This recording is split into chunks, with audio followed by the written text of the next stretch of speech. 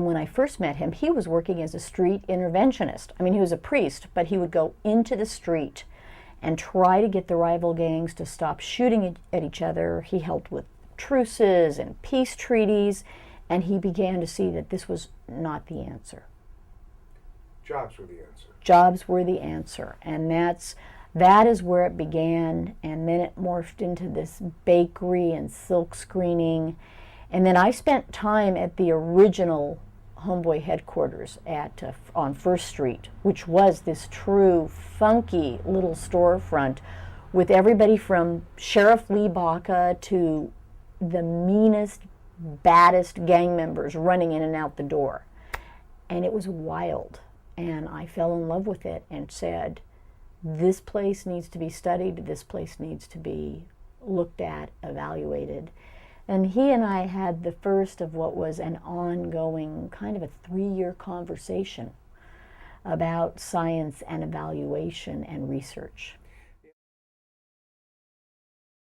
Any studies of gang members that we have look at gang programs, and then they look at if the crime rate goes down. That doesn't tell you anything. It doesn't tell you if that program is working. And the crime rate going down today doesn't mean anything about what that gang member or that former gang member is doing 5 years from now, when the crime rate may be up, down, astronomic, invisible, but that gang member may be on the way to, or living a life that is totally changed. Or that gang member may be in prison. We're looking to see what does this program in particular do over a lengthy time period, and what can we learn?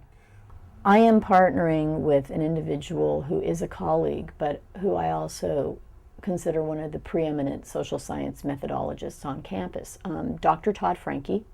He's a tenured professor in social welfare. He is also the associate director of the Center for Healthy Children, Families, and Communities right here on campus. And he is an evaluation genius. He'd be embarrassed if he heard me say this, but it's the truth. And he is the one that really looks at program evaluation. He is looking at numbers. He's the numbers cruncher. I'm the qualitative methodologist on this. It matters to UCLA at 2 levels. Number 1 is from the scientific level. We need to contribute to the fund of knowledge about programs, what works, what doesn't. We need to make recommendations on that basis, and we need to talk about programs that are successful going to scale. We need to familiarize people with the scientific measures that will help programs be better and help individuals who are at risk or in need. On top of that, we are UCLA in the community. And I think it's important that beyond having a presence, we lend our expertise to building capacity and enhancing these organizations where they help people everywhere. I listen to these stories, and I am doing these interviews and life histories that are taking hours. And what I realize is, if these children, if these young people had been born on the West Side, or in Encino, or in Palos Verdes, they would have grown up to be lawyers and accountants and anthropologists and professors. They're us. They're our children, and we need to understand that.